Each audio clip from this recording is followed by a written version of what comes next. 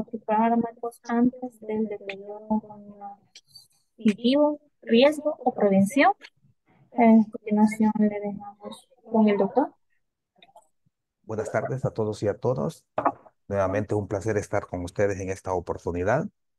Para los Ministerios de Salud y en especial para la Unidad de Atención Integral en la Salud de la Persona Adulta Mayor, nos complace presentar en esta ocasión a un colega muy comprometido con la geriatría gerontología, especialista en el tema, con una vasta experiencia teórico-clínica y con una gran experticia desde el punto de vista de lo que es la bioética. Me complace en presentar al doctor Samir Aroachán Torres, colombiano, médico geriatra gerontólogo, magíster en bioética de la Pontífica Universidad Javeriana, miembro de la Academia Latinoamericana del Adulto Mayor ALMA, con una experiencia y trayectoria en investigación, entre ellos lo que es el estudio de Dialfraim Latam, que es una estrategia muy interesante que nosotros como país la estamos iniciando en un plan piloto y que pensamos poderlo incrementar a nivel nacional. Actualmente el doctor Aurachan Torres se desempeña como médico geriatra de la unidad de agudos del Hospital Universitario San Ignacio y además es profesor clínico adjunto de la Pontífica Universidad Javeriana. Doctor Samir Aurachan Torres, es todo un placer tenerlo con nosotros. No me resta más que agradecerle y esperamos su magistral conferencia. Bienvenido, doctor. Bueno, muchísimas gracias, la verdad. ¿Me escuchan bien ahí? Se le escucha muy bien, doctor. Perfecto. Pues realmente yo estoy muy agradecido con ustedes pues, por esta invitación, por la oportunidad que me están ofreciendo para poder hablar un poco sobre este tema, pero sobre todo también por lo que le comentaba el doctor Carlos, la importancia de la semana que están haciendo con respecto a las demencias, cómo es el abordaje de atención primaria, del abordaje no farmacológico, el papel que desempeñan otros profesionales de la salud, que es sumamente importante, entonces también es muy, muy de aplaudir. Y pues nada, muchísimas gracias por esta invitación. Entonces, hoy vamos a hablar sobre si otros fármacos antes del deterioro cognitivo, si realmente existe algún fármaco que logre prevenir, hacer una prevención primaria en este tipo de entidad. ¿Y esto por qué? Porque es que todos sabemos que la proporción de personas con demencia ha venido aumentando con el tiempo. En el 2019 se tenía un registro de 57 millones de personas viviendo con demencia en todo el mundo, aunque con un subregistro muy importante y se prevé que esta cifra aumente, o sea, se triplique para el año 2050. Y esto es principalmente en países de bajos y medianos ingresos que no estamos preparados, cuyo sistema de salud no está preparado para enfrentar este tsunami. Y principalmente porque los costos de esta enfermedad crónica degenerativa son muy elevados. Por ejemplo, en Estados Unidos, en costos indirectos derivados de la enfermedad, en cuidados, en hospitalizaciones, en demás, se gastaron cerca de 1.3 billones de dólares en el 2019 y se prevé que con este aumento de esta incidencia y de esta prevalencia para el 2030 esta cifra se llegue a triplicar. Sabemos y todos hemos escuchado y todos hemos leído que prevención en ciertas dianas o en ciertos objetivos en los diferentes momentos de la vida tiene un impacto positivo para lograr prevenir los casos de demencia. Sin embargo, la pregunta siempre se ha hecho si realmente existe alguna intervención farmacológica que sea un poco más sencilla de realizar para prevenir esta entidad. ¿Y esto por qué? Porque se sabe que dentro de la fisiopatología de la enfermedad, mucho antes de que se empiecen a presentar los marcadores, tanto en, en sangre como en líquido cefalorraquídeo, mucho antes de que se empiece a ver las manifestaciones clínicas de la enfermedad, pues se sabe que empiezan a haber cambios en la microvasculatura cerebral y también se sabe que no es solo el papel del beta amiloide, sino cómo el beta amiloide y, y la placa de beta amiloide y todo el, los ovillos neurofibrilares que genera la hiperfosforilación del tau terminan generando un proceso inflamatorio, activando la microglía cerebral que termina siendo un proceso inflamatorio, aumenta un círculo vicioso por producción también de radicales libres de oxígeno, que termina siendo un círculo vicioso, empeorando y, digamos, haciendo parte del, pues, del cuadro como tal, pues, como el cuadro como tal pues, de la entidad. Y es por esto que se han estudiado también cómo se ha visto que hay ciertos factores de riesgo cardiovascular que se comparten directamente también con la demencia. Y aunque se sabe que muchos de estas entidades surgen como eventos secundarios a, a la aterosclerosis de vasos extracraneales o intracraneales, también se sabe el efecto tóxico que ocurre estos cambios vasculares en la microvasculatura cerebral porque aumenta la inflamación, aumenta el estrés oxidativo y también es más que claro la asociación o la similitud de factores de riesgo asociados que hay entre la enfermedad de Alzheimer y, por ejemplo, la aterosclerosis. El polimorfismo de la apoproteína E, que es el principal factor de riesgo genético para enfermedad pues, de Alzheimer esporádica, la hipercolesterolemia, la hipertensión, la hiperhomocisteinemia, la diabetes mellitus, el síndrome metabólico, el tabaquismo, la inflamación y la obesidad. Entonces, teniendo en cuenta estos aspectos que hemos tenido un poco de la fisiopatología, se ha llevado a la pregunta si existe algún fármaco que logre prevenir el deterioro cognitivo de manera, como una prevención primaria. Y para esto, entendiendo pues la fisiopatología, vamos a hablar de las estatinas, los AINES y el ácido acetilsalicílico, el papel que ha tenido la terapia de reemplazo hormonal, los antihipertensivos y cómo no hablar directamente del ginkgo biloba. Con respecto a las estatinas, pues sabemos que inhiben la HMG-CoA reductasa, reduciendo la formación y circulación de colesterol LDL, triglicéridos y aumentando la producción de HDL, mejorando la función endotelial de los vasos ateroscleróticos. También se les ha visto que tiene un efecto antitrombótico y antiinflamatorio y reducen la apoptosis y muerte celular. Se utilizan para hipercolesterolemia y prevención secundaria de enfermedad cardiovascular y enfermedad cerebrovascular. Pero directamente el colesterol y qué relación hay directamente con el colesterol y los trastornos neurocognitivos, pues se ha visto que estudios epidemiológicos han demostrado la asociación entre altos niveles de colesterol y enfermedad de Alzheimer. La ApoE4 es el factor de riesgo genético mejor establecido para enfermedad de Alzheimer esporádica y esta se ha asociado también con altos niveles de LDL y riesgo para aterosclerosis. Los elevados niveles de LDL también se han asociado como factor para demencia vascular y también que genera entidades secundarias que terminan generando también demencia vascular, como es la enfermedad coronaria, la enfermedad carotidia o los mismos accidentes cerebrovasculares. Y por lo que se ha llevado a la pregunta de si el uso de estatinas puede llegar a prevenir el deterioro cognitivo como tal. Entonces, en esta revisión y en este metaanálisis, que se incluyeron 25 estudios, pues se evaluó si el uso de estatinas se asoció a un menor riesgo de deterioro cognitivo de cualquier tipo de enfermedad de Alzheimer, demencia vascular y deterioro cognitivo leve. Entonces, inicialmente, en esta revisión, yo que estoy hablando de esta revisión, sí se encontró que el uso de estatinas tiene una menor probabilidad de desarrollar demencia de cualquier tipo, demencia por enfermedad de Alzheimer y deterioro cognitivo leve, sin tener ningún impacto en la demencia vascular, que uno pensaría que por su mismo fisiopatología se podría llegar a, a prevenir. Entonces, en esta revisión, el uso de estatinas en pacientes sanos sí redujo el riesgo de desarrollar demencia de cualquier tipo, Alzheimer, deterioro cognitivo leve, pero no demencia vascular.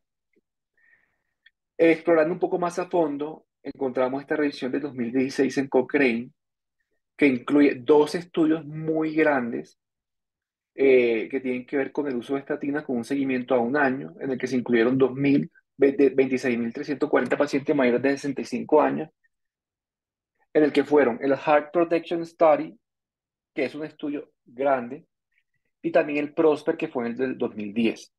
En los dos se evaluaron estatina versus placebo y el seguimiento fue aproximadamente entre 5 años a 3,2 años. En el HPS, ¿qué se vio? Que no hubo diferencia en la incidencia de deterioro cognitivo con el uso de estatina versus placebo. En cambio, en el Prosper, cuando se evaluaba directamente con pruebas como el Minimental, tampoco hubo un cambio significativo. Por lo que en esta revisión de Cochrane, el uso de estatinas en adultos mayores no tiene efecto en la incidencia de demencia o deterioro cognitivo como prevención primaria.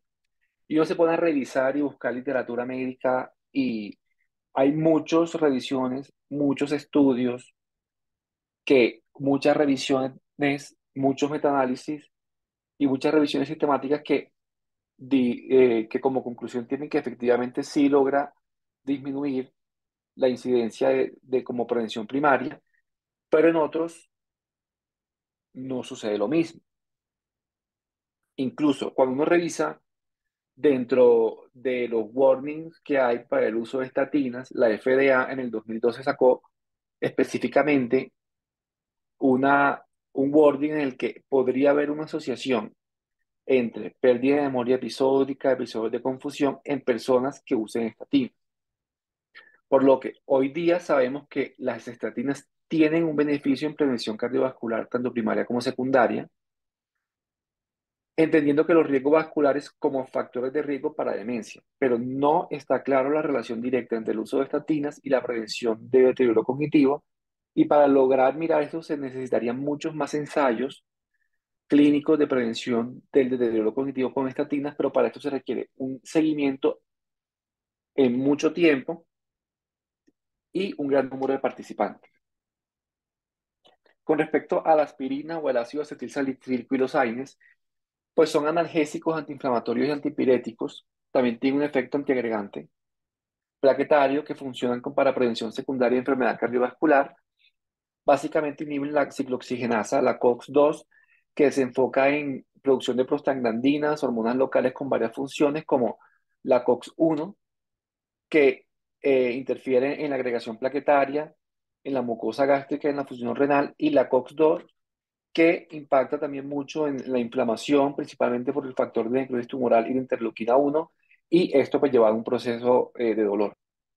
Como efectos adversos al medicamento, pues tenemos los efectos cardiovasculares que ya muchos conocemos, por lo cual muchos estudios se tuvieron que parar: hipertensión, úlcera gástrica, lesión renal, falla cardíaca preexistente.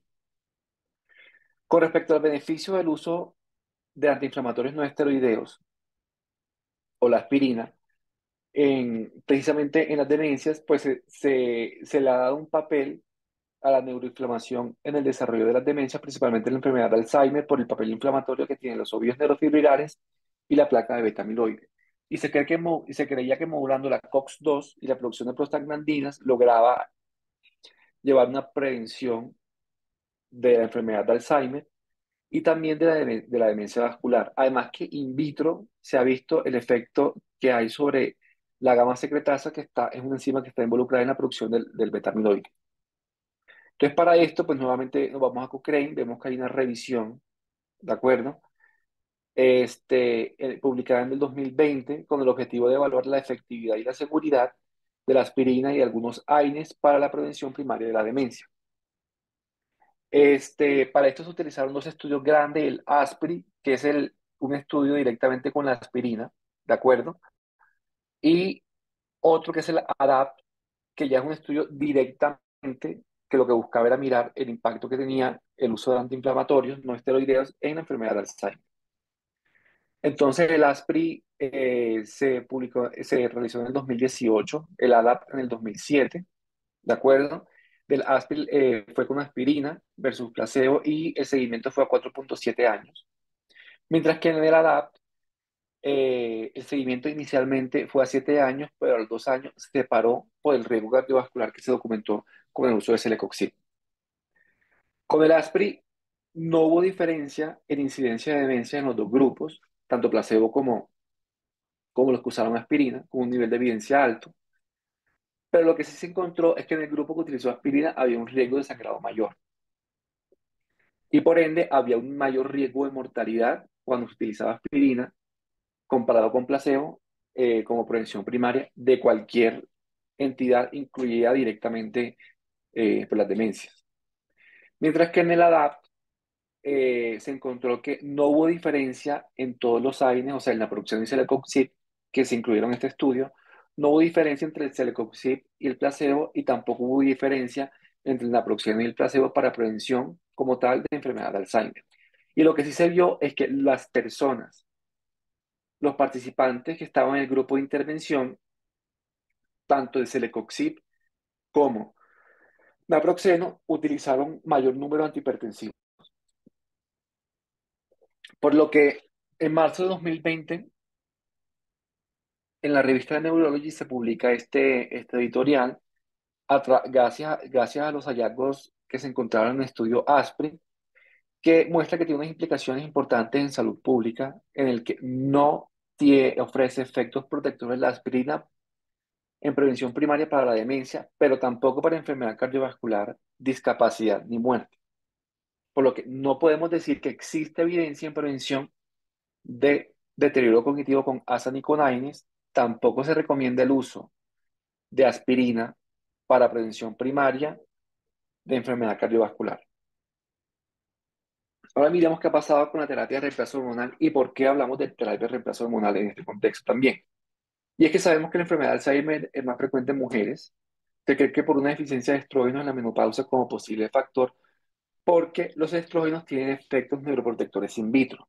Promueven la actividad colinérgica, reducen la pérdida neuronal, disminuyen la acumulación del beta amiloide, favorecen la estimulación axonal y de espinas dendríticas, reducen también el riesgo de isquemia cerebral porque mejoran el flujo sanguíneo y reducen los niveles de colesterol, y también se ha visto que modulan la expresión del gen ApoE4. Este es un estudio ya viejito, pero fue un estudio muy grande que salió, digamos que en Estados Unidos, que es el WIMS, o Women's Health Initiative Memory Study, que sale a través del Women's Health Initiative, que fue un ensayo clínico aleatorizado doble ciego en mujeres mayores de 65 años. Inicialmente se inició en el 1995 esperando que con un periodo de duración de 8.5 años. Sin embargo, a los 5 años se descontinuó por un mayor riesgo de enfermedad cardíaca, ACV, embolia pulmonar y cáncer de seno en el grupo de intervención. Y lo que buscaba evaluar era el efecto de los estrógenos más progestágenos en la incidencia de demencia y deterioro cognitivo leve comparada con placebo. Entonces, del estudio WE, o del Women's Health Initiative, sale este WIMS, la parte como del estudio de memoria, en el que encuentran que del grupo de intervención, que 61 pacientes terminaron desarrollando demencia durante la evolución del estudio, pero que de estos el 66% pertenecía al grupo de intervención. Y esto eran unos hallazgos estadísticamente significativos, por lo que se encontró que en el grupo de mujeres con demencia era del doble del grupo de intervención, que el grupo de placebo, perdón. Por lo que a raíz de este estudio se llegó a la conclusión de que la terapia de estrógenos más progestágenos podría aumentar el riesgo de deterioro cognitivo, no ofrece o no protege contra el deterioro cognitivo leve, y estos datos sugieren que el riesgo de usar terapia de reemplazo hormonal con estrógeno más progestágeno sobrepasa, como prevención primaria, ¿no? Sobrepasa los beneficios clínicos. Y es por esto también que la Sociedad Norteamericana de Menopausia no recomienda la terapia de reemplazo hormonal para prevención o el tratamiento de deterioro cognitivo leve o demencia. Se debe utilizar con precaución al iniciar la terapia combinada en mujeres mayores de 65 años. Y existe información limitada de terapia de reemplazo hormonal en prevención de enfermedades de Alzheimer en estadios tempranos. Y aquí también, en esta publicación del 2020 de la revista Neurology, Neurosurgery and Psychiatry, en donde hay unas guías que ayudan a mirar, que ayudan como a enfocar medidas para la prevención de enfermedad de Alzheimer y deterioro cognitivo. Dentro de las medidas no farmacológicas, pues no recomiendan el uso de terapia de reemplazo hormonal para esto.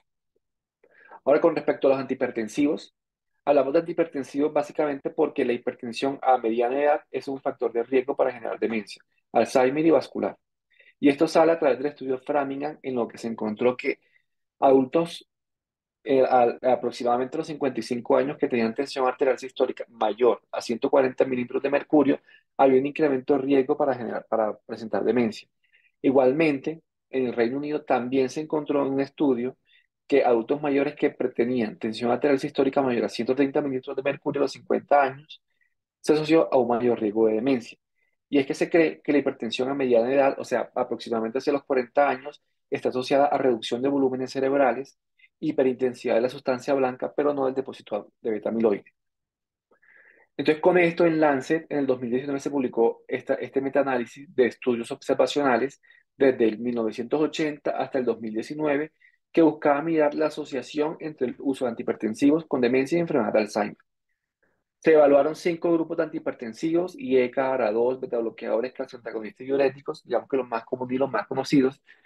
Y ellos lo que hicieron fue dividir a las personas mayores que se incluyeron en el estudio en personas que tenían hipertensión, o sea, presión arterial mayor de 140 sobre 90 y que no tenían presión arterial elevada o hipertensión como cifras menores a 140-90.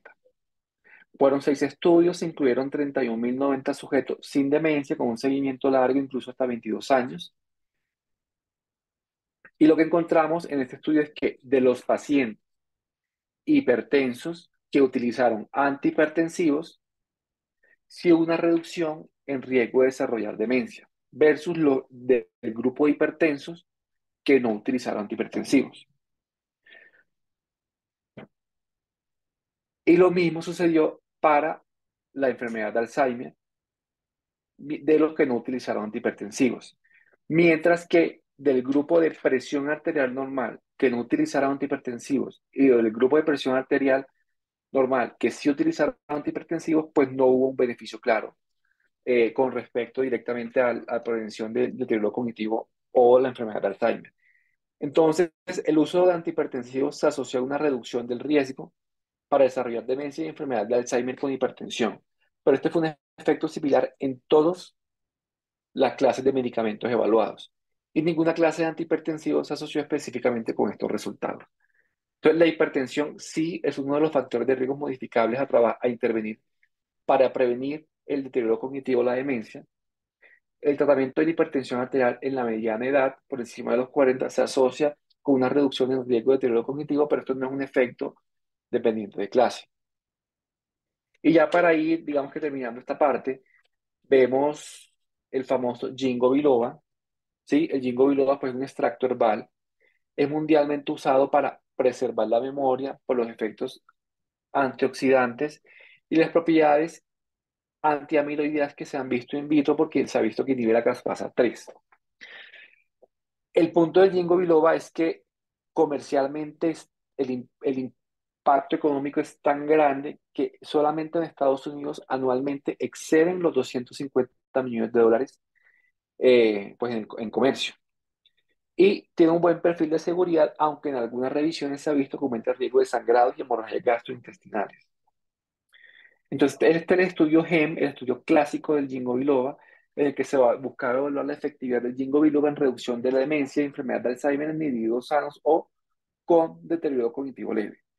Se incluyeron 3.069 personas, de las cuales 2.500 aproximadamente eran sin demencia y 482 tenían un deterioro cognitivo leve. Fue un estudio aleatorizado controlado doble ciego en Estados Unidos, donde el seguimiento fue cerca de 8 años y la intervención fue 120 miligramos cada 12 horas de Ginkgo biloba versus placebo.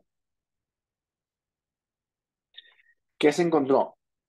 Pues que el Ginkgo biloba no prevenía ningún tipo ni de enfermedad de Alzheimer, ni ningún tipo de demencia, pero tampoco se asoció a una disminución en pacientes con deterioro cognitivo leve. Y los resultados del estudio GEM no muestran que el Ginkgo biloba sea efectivo en la prevención de deterioro cognitivo o enfermedad de Alzheimer en personas mayores de 75 años. Y los efectos adversos pues, fueron similares en los dos grupos, aunque sí hay revisiones que hablan del aumento del sangrado, sobre todo gastrointestinal, en los usuarios de estos pacientes. Y no se puede recomendar el Ginkgo biloba como estrategia preventiva de la demencia. Pero entonces, ¿qué hay? pues existe precisamente lo que hemos publicado acá este año recientemente por Lancet, en el que en diferentes estadios de la vida sí se impacta a través de políticas de salud pública en estadios tempranos, hacia la media, hacia la vida media, entre los 30 y los 40, o sea, digamos que a los estadios más tardíos de la vida, a través de políticas de salud pública, en el que se incentive la educación, se tamiza adecuadamente la pérdida de audición, se haga un adecuado control de los principales factores de riesgo metabólicos, pero también hacer una adecuada tamización e intervención de los trastornos del ánimo más frecuentes en los adultos mayores, dejar el tabaco, manejar la hipertensión adecuadamente, disminuir el consumo de alcohol, evitar el aislamiento social, eh, efectos directamente en la polución del aire o también en la tamización y la solución de las alteraciones visuales pues, de las personas mayores, tiene un potencial altísimo de lograr revertir cerca de la mitad de los casos de demencia, que son factores de riesgo que son potencialmente modificables.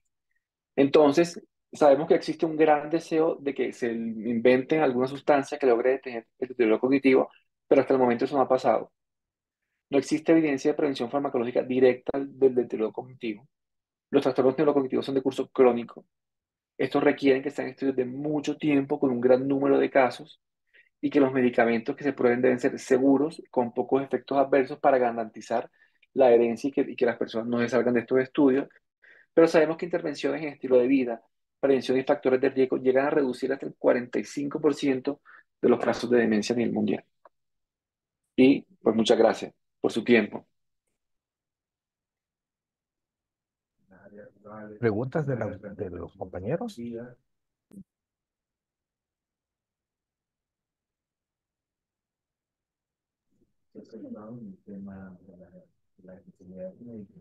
Yo tengo una pregunta, doctor. Y es en el Claro, caso, se ha visto estadísticamente que las personas arriba de 75 años, la incidencia de casos de demencia va en incremento. Y de 85%, más del 20%, pues va a adolecer de demencia. Con lo que usted nos ha planteado en la parte farmacológica, en el uso de los antihipertensivos, prácticamente la reducción del riesgo de la demencia, no estoy hablando de Alzheimer, sino que de la demencia como tal, es el uso de mejorar el flujo sanguíneo hacia el cerebro. El hecho de, claro, también, exacto, y evitar también las complicaciones. Lo que pasa es que acordémonos que antes de que se empiezan a manifestar, pues, la parte clínica, empiezan a ocurrir muchas situaciones y alteraciones a nivel vascular, a nivel inflamatorio, que esto empieza a ocurrir incluso 10, 15 y algunos llegan a hablar de hasta 20 años antes del inicio, incluso mucho antes de que se logren detectar biomarcadores en sangre o en líquido cefalorraquídeo. Entonces, por eso es que seguramente los estudios de hipertensión arterial apuntan a que la prevención en edades más tempranas, o sea, tipo 40 o 50 años, tiene un mayor impacto que cuando ya se hace una prevención directamente. Bueno, prevención es manejar la tensión arterial en personas mayores, porque seguramente ya ha habido estos cambios y estas alteraciones. etcétera.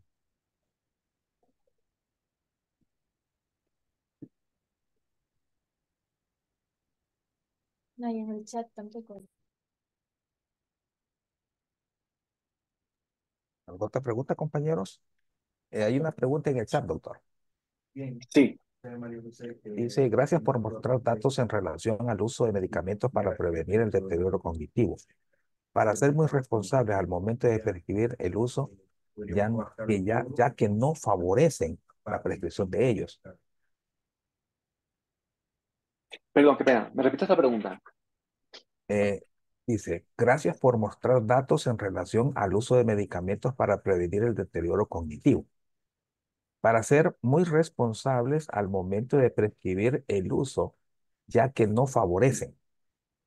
O sea, va relacionada al hecho de no necesariamente hay muchos medicamentos que se hace mucha promoción que pueden prevenir el deterioro cognitivo, pero que la evidencia científica nos demuestra de que no es así, como el ginkgo biloba. Entonces, Exactamente, ese es el El hecho que es más un comentario. uso comercial que más que un uso funcional. totalmente. Digamos que por eso he mostrado un poco las cifras, porque las cifras de Jingo Biloba, eso en Estados Unidos, eso es impresionante. Lo compran como, pues como Tic Tac, precisamente, pero pues no tiene ningún beneficio y sí tiene efecto. Nosotros siempre que, digamos que en geriatría siempre partimos de la premisa que los medicamentos tienen efectos, ¿sí? Y si yo voy a asumir el riesgo de una posible reacción adversa, pues por todos los cambios farmacodinámicos y farmacocinéticos que existen en el adulto mayor, yo lo voy a asumir a través de que esto me dé algún beneficio, ¿sí? Entonces vamos, por ejemplo, como con la aspirina, que antes del 2018 se utilizaba para prevención primaria de todo, de diabetes, de infarto, de ACV, pero lo que se ha visto precisamente es que el usarlo como prevención primaria lo que aumenta son los riesgos de efectos adversos. Excelente, gracias por su comentario. Hay una segunda pregunta que va siempre relacionada con la primera, y es que el doctor Quintanilla nos hace ver, dice, tengo entendido que el ginkgo biloba se ha visto involucrado en casos de aumento de la tensión arterial y que podría afectar al adulto mayor en casos de demencia. O sea, ya teniendo el diagnóstico, el darlo, en vez de prevenirlo, exacerba más las complicaciones. Claro, incluso ya quitando el tema de prevención, tampoco es un medicamento antidemencial como tal y tampoco impacta en el control de los síntomas comportamentales y neuropsiquiátricos que tienen per se las personas con demencia. O sea, un medicamento más netamente comercial. Excelente. Doctor, yo tengo, no sé hasta dónde podría ampliar un poquito más el uso de las estatinas en los pacientes hipertensos, hasta dónde ellas pueden contribuir, aunque el estudio hace ver que no hay una relación causa y efecto entre el uso de la estatina y la prevención del Alzheimer, pero hasta dónde los avances van haciendo en el sentido de que esa combinación podría tener beneficios colaterales. Claro, y digamos que recientemente salieron unas guías europeas de 2024 que hablan precisamente de esto en los pacientes que tienen hipertensión arterial. Cuando hablamos de adultos mayores que tienen hipertensión arterial, el uso de estatinas debe estar enfocado en el riesgo cardiovascular que tienen ellos, ¿de acuerdo? Si es a 5 o a 10 años, es un riesgo bajo, intermedio o alto, y dependiendo de esto va a ser la potencia de la estatina que vamos a utilizar y la dosis que se va a utilizar para conseguir como objetivos unos LDL por debajo de 70. ¿De acuerdo? Entonces, en pacientes hipertensos está claramente demostrado que uno debe calcular el riesgo cardiovascular y si un riesgo cardiovascular entre intermedio elevado, se debe utilizar las estatinas para prevención, pero en este caso de los riesgos cardiovasculares. Y recordemos que la enfermedad coronaria, los accidentes cerebrovasculares y demás son factores de riesgo ya per se para el desarrollo de algún deterioro cognitivo vascular, incluso la misma enfermedad de Alzheimer. Gracias, muy amable. No sé si hay algún otro comentario de parte de los participantes.